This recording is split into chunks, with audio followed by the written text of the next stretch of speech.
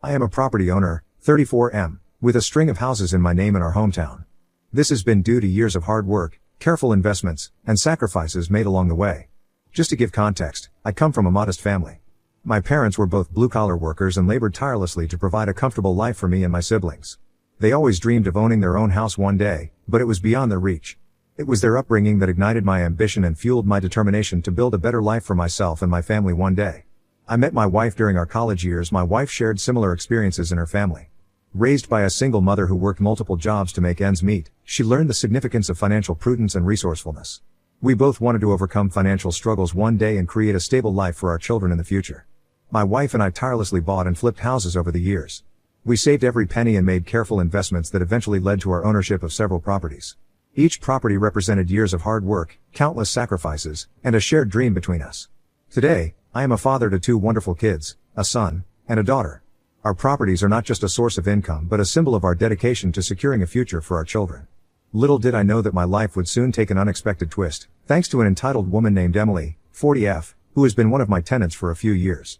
She resides in a comfortable 3-bedroom house that I carefully saved up and purchased years ago before I got married to my wife. The property is located in a prime location in the city and is in close proximity to her daughter's high school. Emily was a single mother, as her husband had unexpectedly abandoned her after their daughter was born. When I became aware of her circumstances, I offered her a subsidized rent to enable her to move in. Though I knew I would lose out on money, I wanted her and her daughter to be able to afford to live there. Over the years, I have never increased the rent, and it has remained the same. Emily had been a reliable tenant over the years and paid her rent on time. We had developed a casual landlord-tenant relationship over time and sometimes kept in touch when she needed my help around the house. Her daughter was a high school senior and was preparing to apply for college. 3 months ago, Emily informed me that her daughter had been accepted into a prestigious out-of-state university, which was a remarkable achievement for any high school graduate. However, this university was also very expensive, and unfortunately, her scholarship didn't even cover 10% of her fees. I knew the financial obstacles of higher education and had my reservations about how they would manage it. One day, Emily asked to meet me. Thinking that it had something to do with the renovation required around the house, I agreed without much hesitation. We sat down in the living room of the house where she started by saying that she really appreciated the fact that I had been generous with her when it came to rent. She continued to tell me that she really wanted her daughter, Lily, to attend her dream university, but after crunching the numbers, including tuition, housing, and other expenses, she realized that it was too much for her to handle alone. She had even reached out to financial aid, looked into scholarships, and had taken up a part-time job after her full-time one, but it was still not enough. I nodded my head solemnly in understanding, thinking maybe she was going to ask me if she could delay paying the rent for the month, which would have been understandable. Instead, Emily had a staggering request for me that left me dumbfounded. She asked me if I could sell the property that she was living in. I looked at her inquisitively as she continued to explain that the property I owned and had rented out to her would fetch good money, which would help her fund her daughter's college education. "Are you serious?" I responded, a mix of astonishment and disbelief. "You want me to sell my property to pay for your daughter's college tuition?" Emily's eyes pleaded with me as she insisted that it was her only hope to secure her daughter's future. She mentioned that she had already had the entire property appraised, and was confident that it could cover her daughter's entire college fees. I asked her if she had lost her mind because there was no way that I was going to sell my property for her daughter to go to a high-end university. I told her that this house meant something to me, and I wasn't going to sell my property just like that. Emily insisted again, telling me that I could loan the money and her daughter would pay me back once she graduated. Although I knew the importance of a college education, I was not going to accept her outrageous request. Hearing her plead made it clear that she was determined to find a way to fund her daughter's dreams, even if it meant making an outlandish proposition to a stranger. I calmly explained to Emily that the property was a significant part of my livelihood, and I couldn't simply part with it. The burden of her daughter's tuition shouldn't fall on my shoulders. I told her that if she couldn't afford to send her daughter to the university, she could ask her family members for help or look into finding a more affordable option for her daughter. Despite my efforts to make her see reason, Emily continued to press the issue, asserting that I was the only one who could help and it wasn't a big deal to sell my property and give her the money. I realized that this was going nowhere. I left the property after asking Emily to not approach me regarding this ever again. I requested her to realize how outrageous she sounded and that she should find another way. I thought she would realize her mistake eventually. But over the next few weeks, Emily didn't give up. As Emily's daughter was inching closer to her college journey, the situation was becoming increasingly more and more unbearable. Emily, despite my denial, kept pleading with me every day to sell my property as soon as I could and even stopped paying her rent in protest. Our once amicable relationship had soured. The tension between us grew as Emily remained steadfast in her belief that the property I owned was the solution to her financial woes. She was convinced that my refusal was selfish and that it was putting her daughter's future in jeopardy. On the other hand, I was losing out on money when she refused to pay her rent in protest. I warned her that I would take this to court because we had an ironclad agreement, but she refused to comply, and it became increasingly clear that her demands had no end. The turning point came when Emily started involving others in our dispute. She started to approach her friends and the neighbors around my property, painting me as an unsympathetic landlord who refused to help a young girl realize her dreams. She told them that I was very wealthy, but I refused to help her out by loaning her the money. Given her status as a single mother who struggled to make ends meet, her story garnered sympathy from those she confided in. To amplify her cause, Emily took to social media and wrote a Facebook post, placing the blame for her daughter's inability to attend college squarely on my shoulders. Soon, the rumors started to circulate in our neighborhood. People sympathized with her plight and assumed that I was indeed in a position to help but was knowingly not helping. I couldn't help but feel like an outsider in my own community. My wife finally decided to reach out to Emily to address the escalating conflict. With the tension in the neighborhood mounting, she felt that direct communication might be a path toward resolution.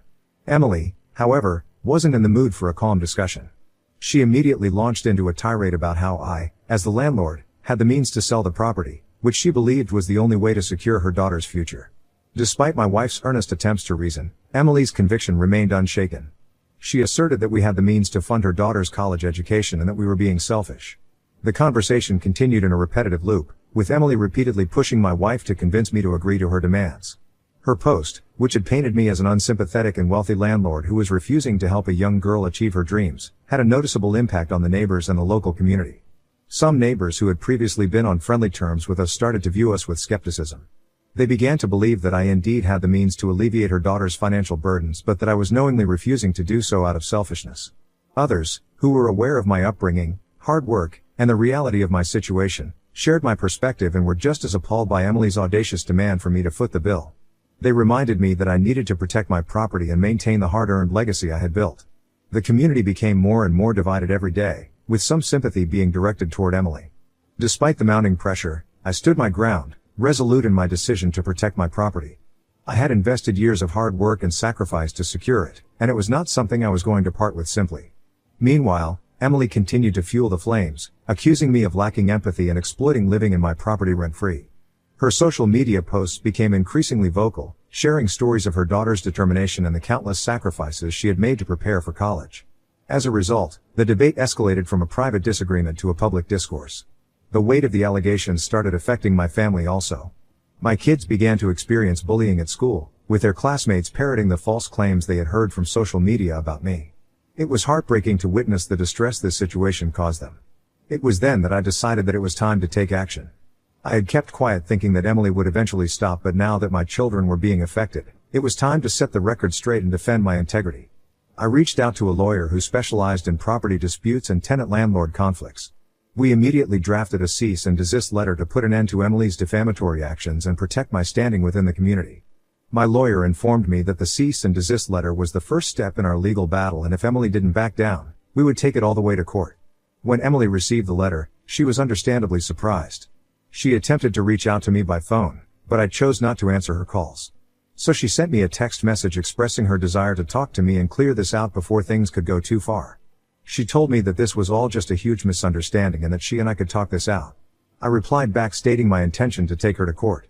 I told her to brace herself and enjoy it because she was going to regret ever trying to mess with me. I know this is going to be an uphill fight because this woman has been relentless in insisting that I should pay her daughter's tuition and ruining our family reputation, both in the community as well as online. My lawyer is currently preparing for the case, in case it goes to trial when she doesn't back down, outlining all the false accusations and the harm she has caused us in the last few months. When some of my relatives found out that I was taking her to court, they suggested that I should give her a chance to sort out the issue since she is a single mother and is trying to do what is best for her child. So Reddit, am I the a-hole for refusing to sell my property to pay the entitled mother her daughter's college fees and instead dragging her to court? Update 1. Emily has responded to our legal action with a letter of her own, filled with threats and more defamation.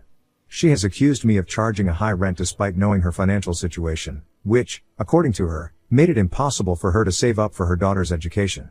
I can't believe how far she is going to stoop down and lie just to get what she wants. Her accusations are baseless, and it is frustrating to see her play the victim card when I had already provided her with subsidized rent. It is clear she is trying to manipulate the situation in her favor, and I am not about to let that happen. It is clear that Emily is not going to back down without a fight. My lawyer, Matthew, has assured me that we have a strong case as her accusations are baseless, but has asked me to be prepared as the legal process is going to be long and draining. I can't help but think about how this situation has escalated so quickly. It was never my intention to end up in a courtroom, especially with someone who had been a tenant on my property. But sometimes, you have to stand your ground and protect what's rightfully yours. Emily might have her reasons, but I can't allow her to pressure me into selling my property. My family's future is at stake, and I am determined to see this through, no matter how challenging it would be. I will update you next when the legal proceedings begin. Update 2. Since my last update, the legal proceedings have officially begun. The anticipation leading up to the court date had been excruciating, and the courtroom was charged with tension as both parties presented their arguments and evidence. Emily, flanked by her attorney, portrayed herself as a struggling mother determined to secure her daughter's future. Her attorney painted a vivid picture of financial hardships, emphasizing how my property had been the last lifeline for her daughter's dreams of attending the prestigious out-of-state university. Emily's testimony was laced with emotion, her eyes welling up with tears as she described the sacrifices she had made as a single mother, the long hours she worked, and her unwavering commitment to her daughter's success. She talked about her relentless job searches and numerous applications for scholarships and financial aid, painting herself as a mother who had left no stone unturned.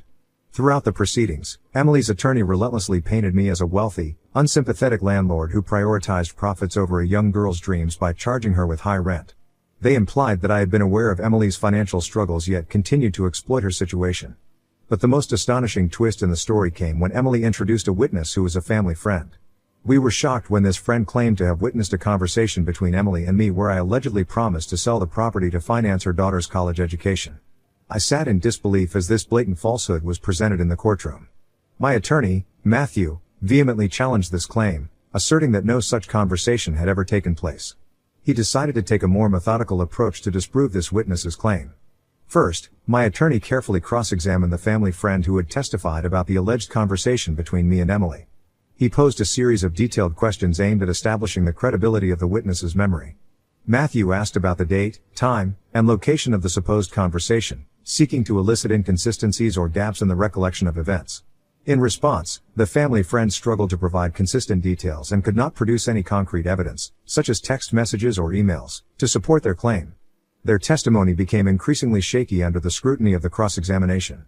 To further undermine the credibility of Emily's case, Matthew presented evidence that directly contradicted the claim by introducing records of text messages and emails exchanged between Emily and me during the time period when the alleged promise was said to have been made. These messages clearly showed that the subject of selling the property to fund her daughter's education had never been discussed, and Emily was the only one who was forcing me to sell my property to loan her the money. Additionally, we had a neighbor who lived adjacent to Emily's property testify that Emily had been paying less rent than all the other renters in the area. My lawyer pulled up receipts from other tenants residing in the neighborhood to prove the same. Matthew went on to argue that the absence of any written or electronic communication regarding the supposed promise that Emily claims, coupled with the neighbor's testimony, casts doubt on the family friend's account and hence cannot be held as concrete evidence. We then focused on proving that Emily had intentionally gone to great lengths to slander my reputation on social media, which, in turn, had resulted in the bullying of my children.